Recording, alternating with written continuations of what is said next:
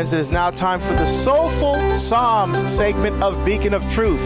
The Soulful Psalms, we take a look at the Psalms from the Book of Sung Praises from the wisdom literature of the Old Testament that we hear in every single Mass, and we connect that Psalm to your everyday lived experience.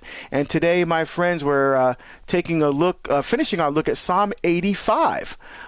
So Psalm 85 is in book 3 of the Psalms, Psalm 73 to 89. And so Psalm 73 to 83 are Asaph, 84, 85, today's Psalm, 87 and 88 are the sons of Korah. And then 86 is David. 88 is a combo, the sons of Korah and one of the Ezrahite from the tribe of Levi. One of the Ezrahites was a clan within the tribe of Levi, Haman. And then Psalm 89 is Ethan or Ethan. Nathan is another English translation from the Hebrew. And then that's the 89 is the end of book 4, and then the end of book 3. Book 4 starts with Psalm 90, which is written by Moses. All right, so Psalm 85 is written by the sons of Korah. So remember, Korah rebelled against Moses and Aaron in Numbers chapter 16. It said the ground opened, and Korah and his family went down alive to Sheol, and then the ground covered them over again. Almost like something out of a horror movie. You know, the ground opens, swallows you up, and then covers you back over again.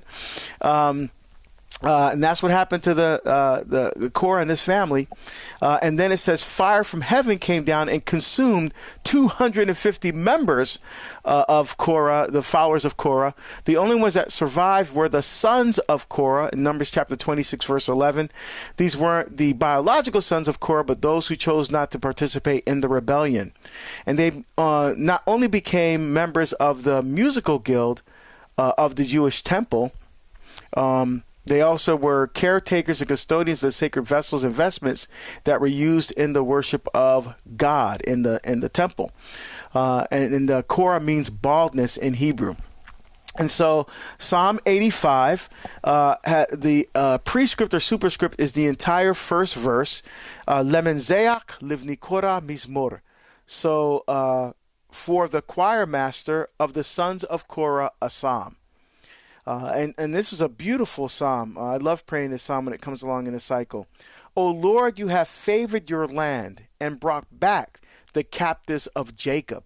Right? So he's talking about, after the Babylonian exile, they were, because remember, the tribes were together, the 12 tribes of Israel were together during the reign of David and during the reign of Solomon. But then after Solomon's reign, the tribes split. So there were 10 tribes in the north and then 2 tribes in the south. So the 10 tribes were in the northern territory, Samaria, and the capital there was Shechem.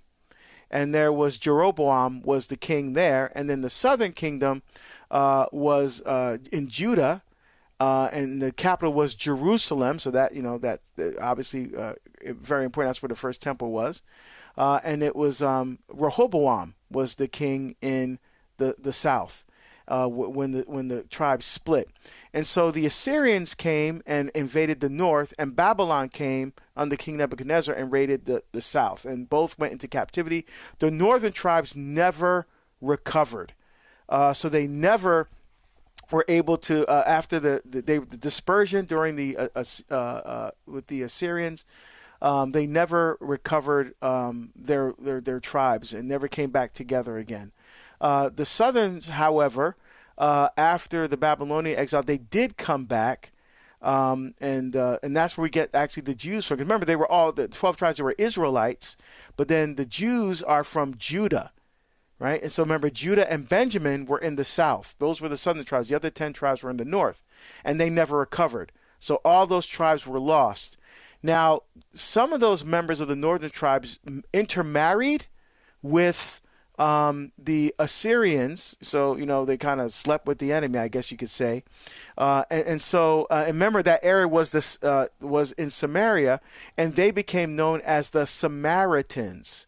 Right? So the Samaritans were members of the the members of the 10 tribes who intermingled with the other tribes and intermarried with them, and that's why there was such animosity between the Samaritans and the Jews, which were from the tribe of Judah, right? So Jews doesn't mean, and so all Israelites, all Jews are Israelites, but not all Israelites are Jews, all right? Depending on which tribe you are from. So just a little historical background here for this psalm. And so we're going to look at the last couple verses here, verses 13 and 14. So it talks about the coming back to the land and taking possession of the land again and finding themselves again after being lost. And it's like that. Sometimes you're away from the church, you're lost for a while, and then you find your way back. So many parents I know are praying for their own children who are away from the church, especially during this time of year. We just had Thanksgiving, preparing for Christmas, and, it's a time for family. And so there are a lot of parents whose hearts are pained right now because their children are not practicing faith or are separated from the church for whatever reason. And so it's about, sometimes you're lost, though, and then you find your way back. So a lot of parents are praying for their children to find their way back to the faith. And so we're going to focus, though, on the end of this psalm, the last two verses 13 and 14. And it says, also the Lord will bestow his bounty, and our earth shall yield its increase. So in the previous verse, it talked about merciful love and hesed, right? That merciful love of God and faithfulness have met. So hesed, heman have met. Justice and peace have kissed. Faithfulness shall spring from the earth, and justice look down from heaven. Well, the beautiful thing is justice didn't just look down from heaven. Justice entered into human existence in the person of Jesus Christ. So it says, also he will bestow his bounty, and our earth shall yield his increase. So Jesus is the farmer, right? He's coming to plant and sow the seeds of faith and sow the seeds of everlasting life, into this world. I love that. Again, these agrarian examples, because it was an agrarian society. And so using the examples from nature and from the reality around them in order to make a point about God coming into the human experience and living with us and being with us.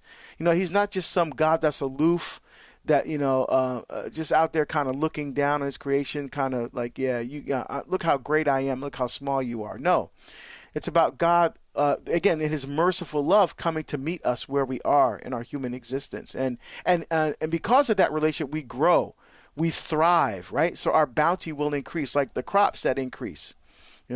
Justice will march before him and guide his steps on the way. So we don't need to exact justice or revenge. God is justice himself. God is faithfulness himself. God is merciful love incarnate, right? He's the embodiment of all of that. And so, so we don't have to worry about exacting justice. God is a God of justice. God is a God of love. God is the God of mercy. And his mercy and his immaculate heart will triumph in the end. Right? We just need to stay firm and strong in our faith and stay the course. For more on the Psalms with Deacon Harold Burke-Sivers, check out Beacon of Truth weekdays at 4 p.m. Eastern on EWTN Radio and streaming everywhere you listen to podcasts.